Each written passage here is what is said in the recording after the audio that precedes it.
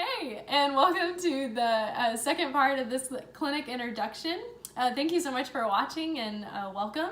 And so in the first video, if you haven't watched it, don't want to watch it, that's fine. But in the first video, I talked kind of about my testimony and just how God brought me to thinking about wanting to start this clinic. And then this part will be how it's changed, how God has changed it in the last 2 months, and then what it will kind of look like, and then what my next steps are. So thanks for watching, and here we go. So the first one is just to kind of remind you that from the why series that I talked about in the first one, it was kind of 2 parts. The first part was what is your why, knowing what your why is, and then the second part is actively pursuing your why. And so whenever I started thinking about, okay, how do I actively pursue it? Obviously, the first thing, it being the clinic, the first thing was I need to be praying constantly about this clinic. And then I also need to be like daydreaming, and for me, night dreaming a lot of times. And I've had a lot of sleepless nights and waking up every hour of the night, and just all the ideas and God forming it. It's been so exciting, and I've had so much energy, and I just love thinking about this clinic. It has been absolutely fueling my heart, like I said in the last video. And so that was kind of the step 1 that I've just been praying nonstop. And then the step 2 is on January 27th, I had the honor of getting to share my testimony at church about the Why series. And through that has been a ton of accountability, and accountability that I don't think I was really expecting. But I get asked pretty much every Sunday, like, hey, how's your clinic? Or hey, what's new at the clinic? And so the Sundays where like I haven't had an update, I've been like, oh no. Am I not actively pursuing? And so it's kind of like jump started this whole thing to me. And then of course all the support that I've gotten from the family members of the community at Lake Ridge TCAL has been just amazing. And if you're a TCALer and you've been one of the ones supporting me, I just honestly, trying not to cry, I honestly just thank you from the bottom of my heart. I didn't know that was gonna happen, but then it happened. Okay, so I shared my testimony on January 27th, and then another step was getting to meet with Teresa Washington at the Caring Place, which is a pro bono clinic in Mansfield, which they do medical, dental, vision, women's health. I think that's it. I'm sorry, Teresa, if I missed something. But meeting with her, gosh, she's a cool lady.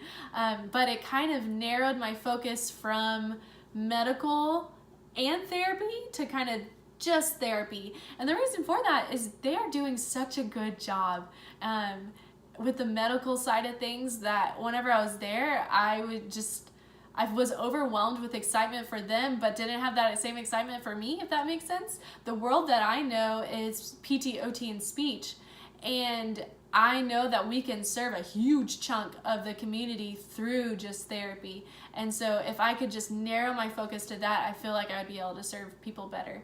So that's kind of what I got out of that meeting. And then also that, I mean, she's awesome. And the Caring Place will be an awesome partner in the future. And then I also met with Fran Martin at Open Arms Clinic. And that meeting, I think in my heart, it's totally my fault that I was a little disappointed. But I think in my heart, I was expecting, yes, we have this huge, beautiful clinic. You can use it anytime you want, which isn't realistic. They're using it to full capacity, and as they should be, right? But there's not really room to start my ministry there.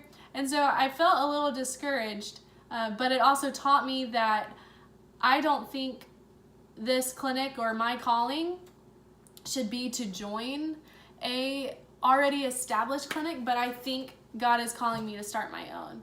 And so that's when this clinic kind of took its form to what it is now, which we are lovingly calling Well Community Therapy right now, hence the name of this YouTube video. Well Community Therapy, well because of the woman at the well, and the realization of just Jesus is the water of life, and that, you know, salvation comes through him, and that all life comes through him. We can live this life, but you don't have Jesus, you got nothing. You got one life, and then that's it. If you have Jesus, you have eternity. And so that's the woman at the well. And then also just for wellness.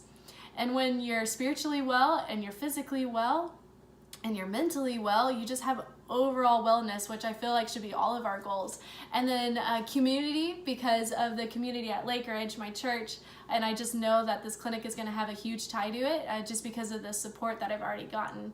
And then also because I want to be bringing community back to these patients. A lot of the patients that we are going to be pursuing are the ones that haven't left their house in years, whether they can't walk, or they walk funny, or they just have too much pain, or they can't even get out of bed.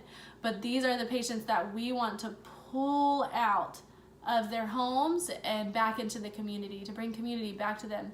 And then with that, I'm just going to go ahead and add in that my vision for this clinic is to bring church to these people.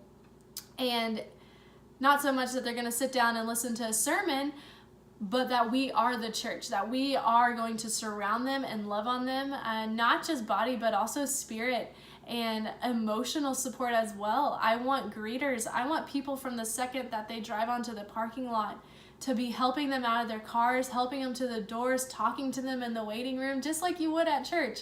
You know, TCAL's goal is to be the most welcoming church in the planet, and I want to mirror that in this clinic. I don't want it to walk in and be like a stale clinic feel. I want you to feel at home, and I want you to feel like you're around people that just love you, because you're one of God's creations, and that's really cool.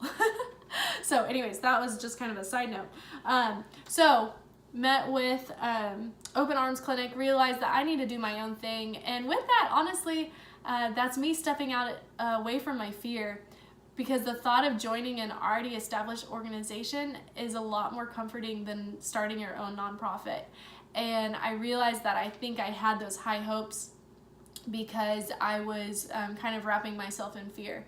But if I unwrap that and I step out in faith rather than live in fear, I need to start my own clinic. And that's kind of how it's changed, and kind of brought me to where I am now. And then what it'll just look like is we'll probably have clinic starting off just one day a week for a few hours. And so if you're a PT, OT, or speech therapist, then you would come in and get a patient's paper chart, most likely because it's cheaper than electronic, and you'll have about 15, 20 minutes, whatever you need, to just kind of review their medical chart.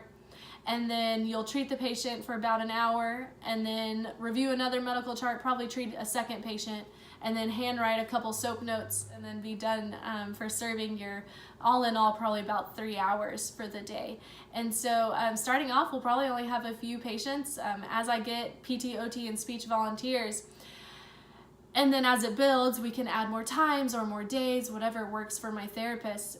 And then also I'll need greeters and other people that are wanting to serve in this clinic, just because, like I said, I want it to be like church. So I'm going to need more than just therapists. But that's kind of how it runs. I think I explained that okay. And then we'll just add days or times depending on the need and the demand and the volunteers that I'm able to get. The next steps, and that's kind of the purpose of this video, is I, through a contact, through the open, I skipped that. So I left the Open Arms Clinic a little discouraged. Awesome meeting her. I loved Fran so much, and I'm so thankful for her time. But I felt a little discouraged. However, she gave me a contact, and his name is John Mills, and he actually, it's just so cool how God works. He owns a nonprofit who their purpose is to help pro bono clinics get up off the ground. And it's like an 18-month, John, I'm sorry if that's wrong, I'm still reading all the handouts he gave me, but I believe it's like an 18-month process that they have outlined to kind of help walk a clinic through the steps to becoming a pro bono clinic and just get up off the ground and run and start serving God. So I am now a client of the Empowering Church Health Outreach, or ECHO is their abbreviation, and I'm just so excited to work with them. And so through that disappointment of the Open Arms Clinic not kind of turning out the way that my heart wanted it to, God had a plan all along connecting me with John, and so it's just so cool seeing him work and all the lessons that he's taught me. In that moment, it was he has a plan, and just to trust it. So anyways, so with that, my first step through working with ECHO is to start a planning committee. And this clinic up until now has been largely me daydreaming and then bouncing ideas on and off my husband and then the other people that God's put in my life, like, you know, family, my community group, you know, whatever. But mainly Brandon. So thank you, Brandon. You're awesome. I need a planning committee of people with different skills, people with legal experience or graphic design, marketing, fundraising, data, logistics, the things that God has not blessed me with. I get the therapy side, I get the medical side, the rest of it is completely foreign. And so I need a committee ready to kind of come alongside me, volunteer your time, and get this clinic up off the ground. And so that's the purpose of this video, is just share that it can't be me anymore. It needs to be, this clinic kind of needs to take off, and it needs to become more than just what I can make it, which honestly isn't enough. And okay, with that, well, God can make it, because ultimately it's up to him. It's not up to any of us.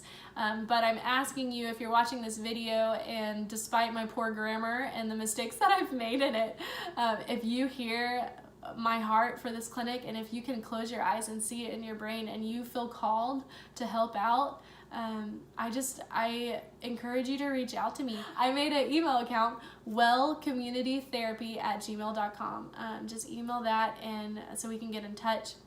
And then also, more than anything, I need prayer warriors. And if you're a prayer warrior, please help get this clinic off the ground, because we can't do it without prayer, and or just moral support, or financial support if that's an area that you're blessed in. We're going through, actually through TCAL, we're going through a series right now about all God's different kingdom currencies. And so you are welcome to go to the TCAL website and start catching up, because all the videos are on there. But it's so cool learning about the areas that God has blessed each of us with. And so that kind of brings me to 1 Peter 4:10 through 11. I'm just going to read it real quick, because really I want to end with this Bible verse, because it doesn't need to end with my thoughts. Let's leave it with God's. So it says, 1 Peter 4:10 through 11 says, "Each of you should use whatever gift you've received to serve others as faithful stewards of God's grace in its various forms. If anyone speaks, they should do so as one who speaks the very words of God. If anyone serves, they should do so with the strength God provides, so that in all things God may be praised through Jesus Christ. To him be the glory and the power forever and ever. Amen." And so I'm just going to leave you with that. I am excited for this clinic. Thank you so much for watching this all the way to the end, and I appreciate your time in doing so. All right, bye.